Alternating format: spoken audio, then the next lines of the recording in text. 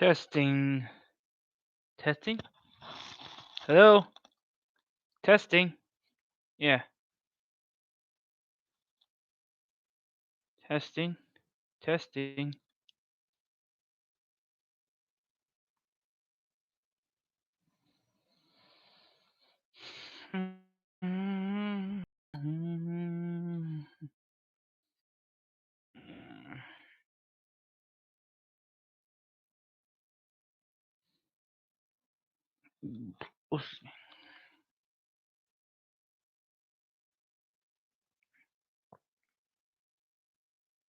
Testing?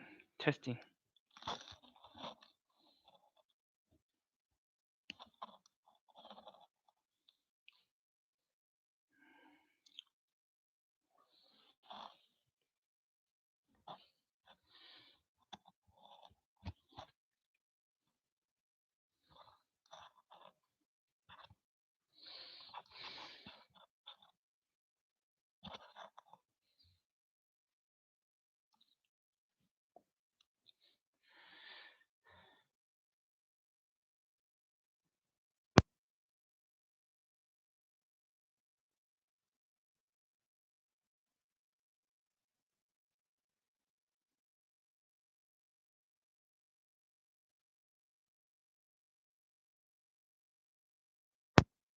Yeah.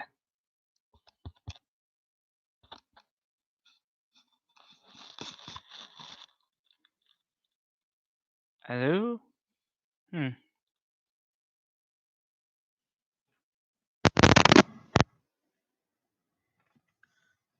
Hello?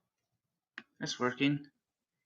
So, if I plug this in, that work? Headphones, headsets.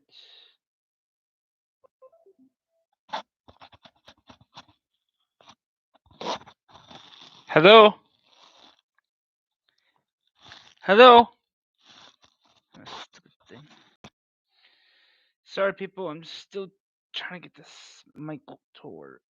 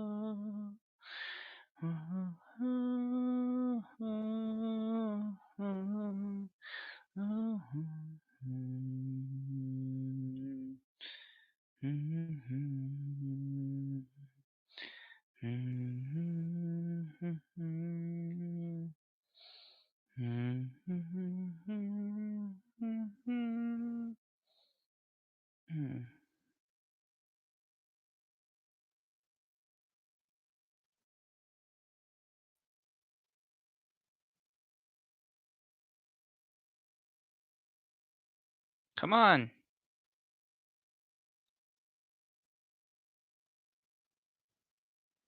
Okay, that's kids. That's sound. Why is the sound not working? This is why I like having a new computer. That'd be better. Okay. If everything works okay, this should work. Let's make sure this is on. Yep, it's on. Okay.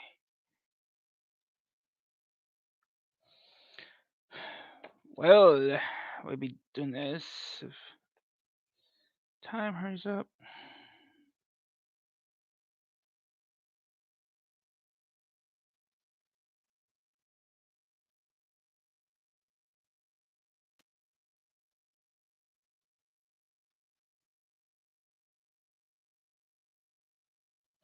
Hello, YouTubers! We're broadcasting live again. This is A third live stream. Ooh. Yeah. What's up, everybody? But if you see my lead shoes, please drop a line. Ha ha ha ha. Lost my voice for that character.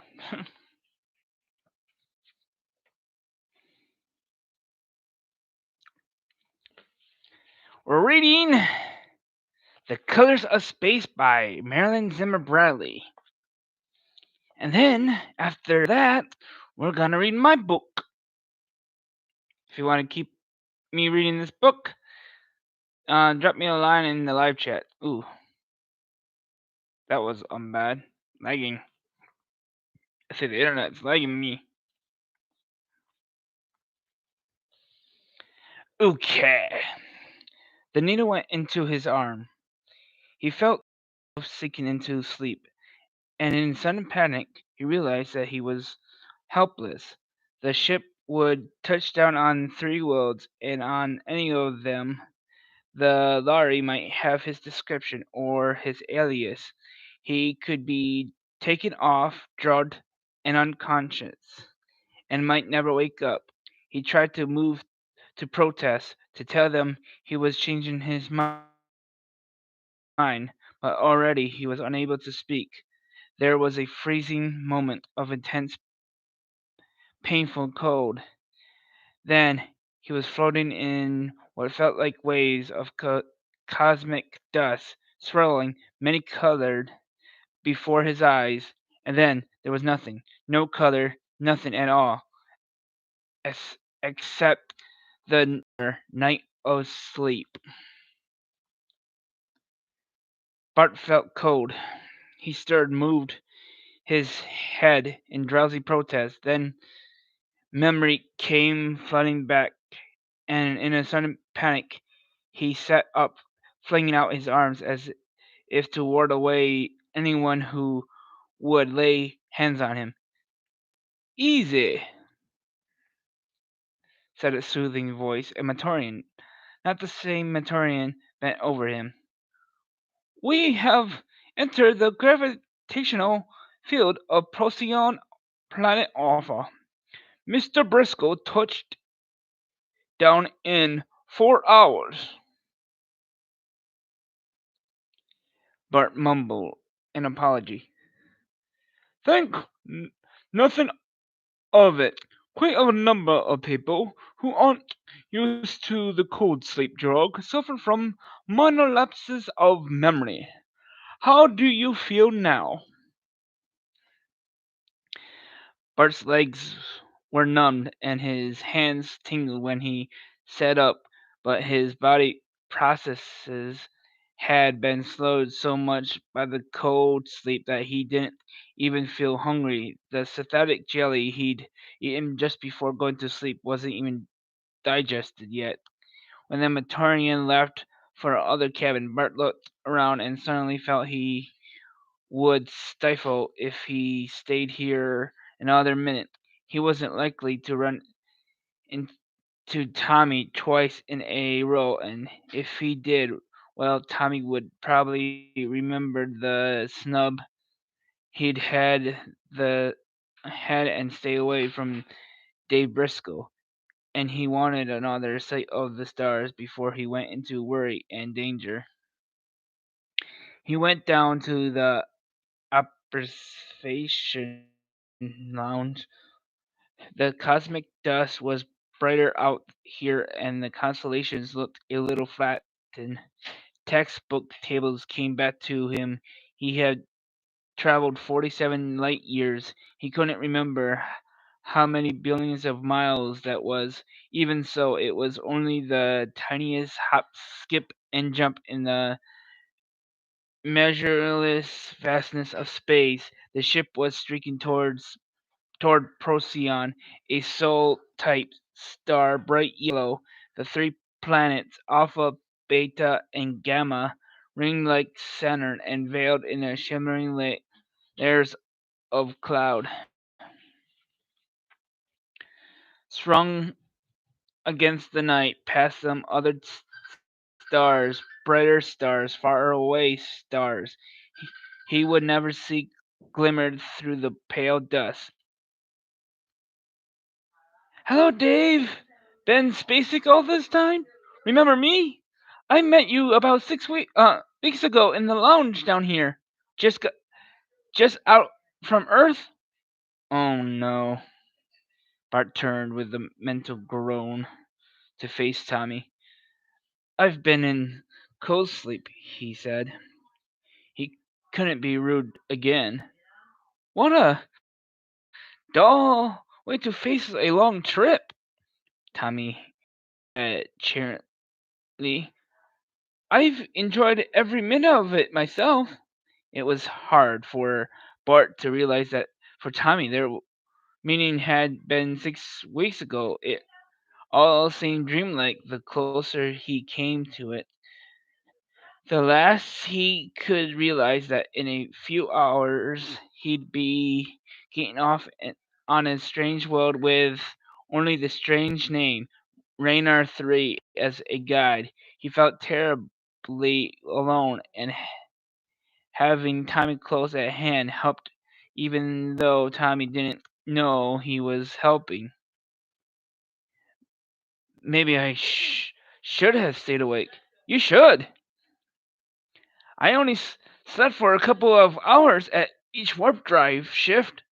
We had a day-long stopover at Sirius 18, and I took a tour of the planet. And I've spent a lot of time down here, just stargazing. Not that it did me much good. Which one is a Taurus? How do you tell it from Aldebaran? I'm always getting them mixed up." Bart pointed. "Aldebaran. That's the big red one there," he said.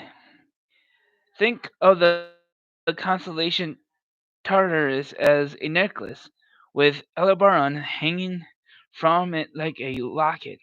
A Taurus is much further down in the sky in relation to the elementary sidereal axis, and it's a deeper red, like a burning coal, while Aldebaran is like a ruby."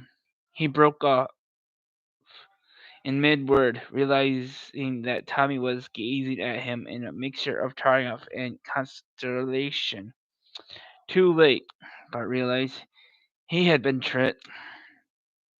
Studying for an exam the year before, he had explained the difference between the two red stars in almost the same words.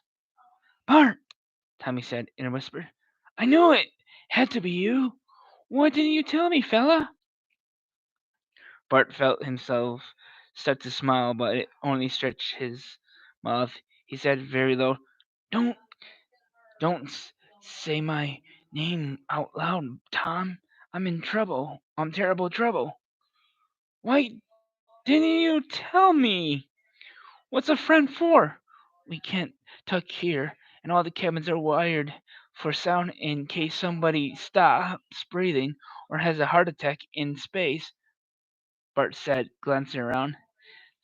They went and stood at the very foot of the quartz window, seeming to tread the brink of a dazzling gulf of cosmic space, and talked in low tones while Alpha and Beta and Gamma swelled like blown up balloons in the port. Tommy listened, almost incredulous. "And you're hoping to find your father with no more information than that? It's a big universe," he said, waving at the gulf of stars. "The Lhari ships, according to the little tourist pamphlet they gave me, touched down at 922 different stars in this galaxy." Bart visually winced, and Tommy urged, come to Capella with me. You can stay with my family as long as you want to, and appeal to the Interplanet Authority to find your father. They'd protect him against the Lhari, surely. You can't chase all over the galaxy playing interplanetary spy all by yourself, Bart." but Briscoe had deliberately gone to his death to give Bart the chance to get away. He wouldn't have died to send Bart into a trap he could easily have sprung on Earth.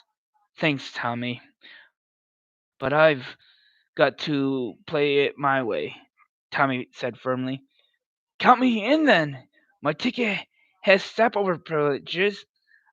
I'll get off at Procyon with you. It was it was temptation to have a friend at his back, but he put his hand on Tommy's shoulder, grateful beyond words. But fresh horror seized him as he remembered the horrible puddle of melted um, robo robot cab with Briscoe somewhere in the residue, protoplasm residue, enough for two bodies. He couldn't let Tommy face that. Tommy, I appreciate that, believe me, but if I did find my father and his friends, I don't want anyone tracing me. You'd only make the danger worse. The best thing you could do is stay out of it. Tommy faced him squarely.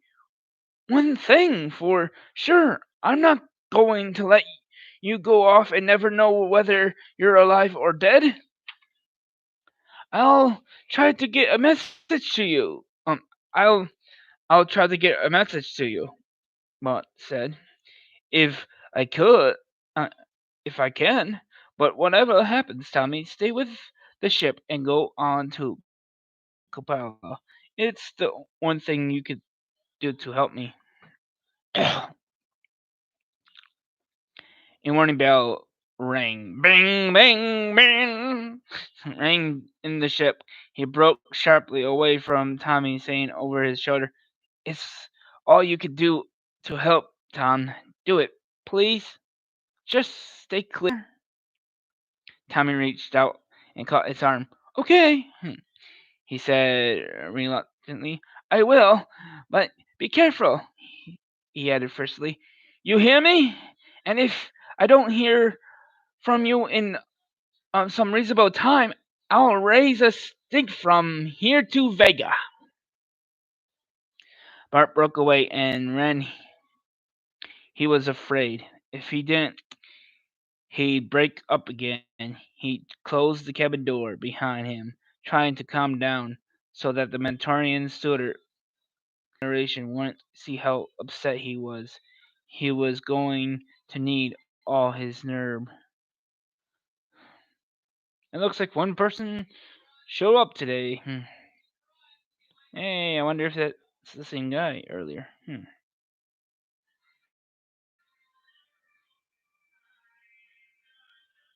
Okay.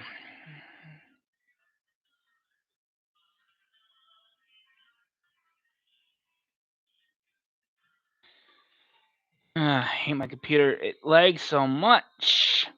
Even though I'm not even using that much memory at all.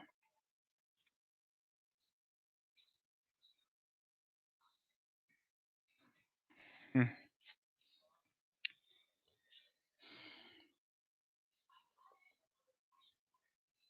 He went through another decontamination chamber and finally moved with a line of passengers out of the yawning airlock under a strange sun into a strange world.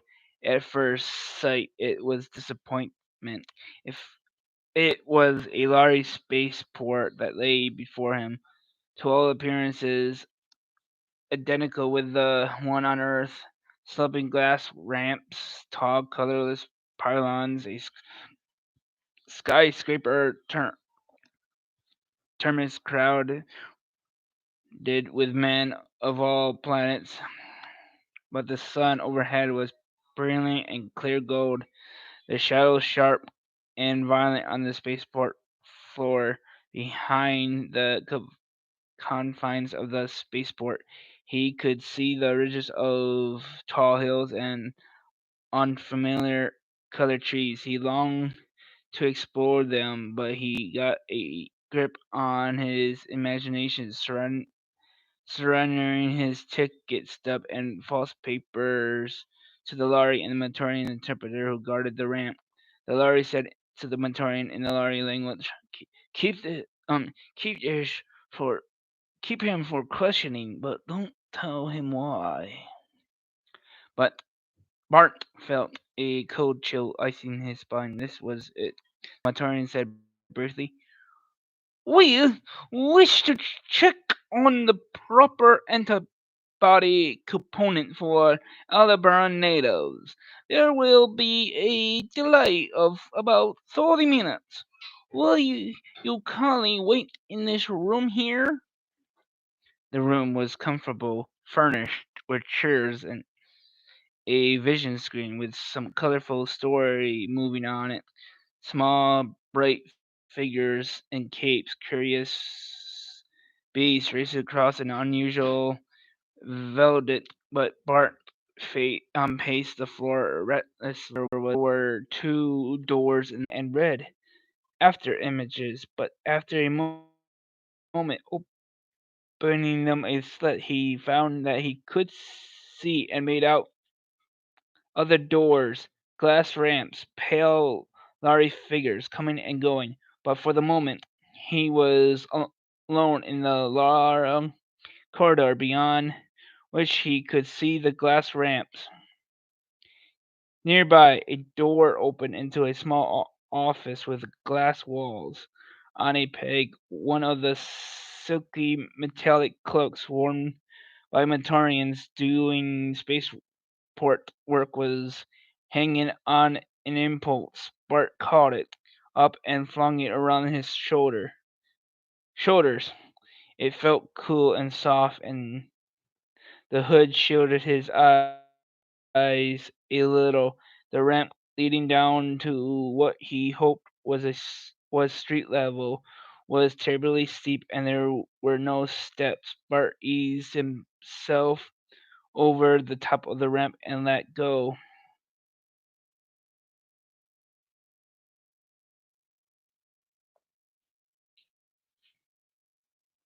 Oh boy, there we go. Connections reestablished. Up and flung it around his shoulders. It felt cool and soft, and the hood shielded his eyes a little. The ramp leading down to what he hoped was a street level was terribly steep, and there were no steps. Bart eased himself ramp and let go. He whooshed down the slick surface on the flat, came to a breathless, jarring stop at the bottom. Whew, what a slide! 3 stories at least. But there was a door, and outside the door may be safety. A voice hailed him in Lhari. "You there!" Mark could see well now. He made out the form of the Lhari, only a colorless blob in the intense light. You people know better than to come back here without glasses. Do you want to be blinded, my friend?" He actually sounded kind and concerned. Bart tense, his heart pounding now that he was caught. Could he bluff his way out? He hadn't actually spoken the Lhari language in years, though his mother had taught it to him when he was young enough to learn it without a trace of accent. Well, he must try. "Margil sent me to check," he improvised quickly. "They were holding someone for questioning, and he seemed to gotten away somehow. So I wanted to make sure he didn't come through here."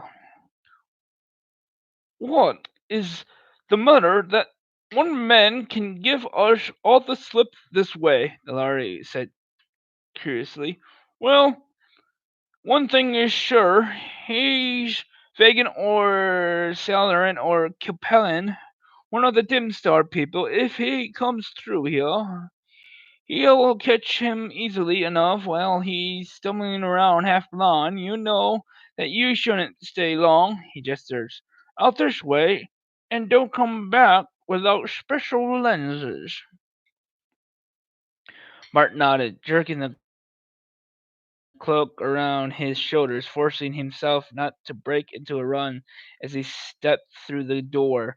The lorry indicated it close behind him. Bart blinked, feeling as if he had stepped into a pitch darkness. Only slowly did his eyes adapt, and he became aware that he was standing in a city street in the full glow of Procyon sunlight, and apparently outside the lorry spaceport entirely. He'd better get to cover. He took off the Mentorian cloak, thrust it under his arm. He raised his eyes, which were adjusting to ordinary light again, and stopped dead. Just across the street was a long, low, rainbow-colored building, and the letters Bart blinked, thinking, "Cargo, passengers, messages, express, Raynor 1." Sorry, have to wait till the stupid thing connects.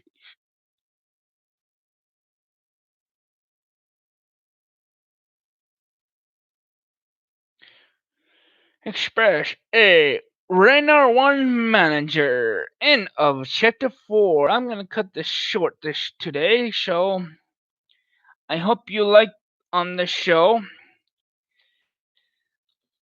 Next, there's not gonna be a other episode next week. Subscribe if you're not subscribed to me already. Give a like to this video if you like it.